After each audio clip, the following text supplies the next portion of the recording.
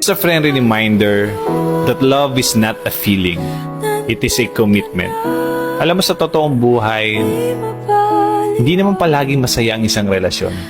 Dadaan at dadaan kayo sa maraming problema, maraming pagsubok, maraming misunderstanding, tampuhan, away, at haharap kayo sa buhay na hindi naman madali.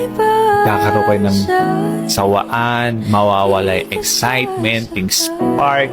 Kasi nasanay naman talaga kayo sa isa't isa. Pero alam mo, sana ang huwag mawala sa inyo is piliin yung mahalin yung isa't isa. Na sana kahit anong pagdaanan yung pagsubok, andyan kayo para sa isa't isa. Lagi niyong pinipiling tulungan, palagan, at mahalin yung isa't isa. Remember that love is a choice and always choose to love each other. Okay?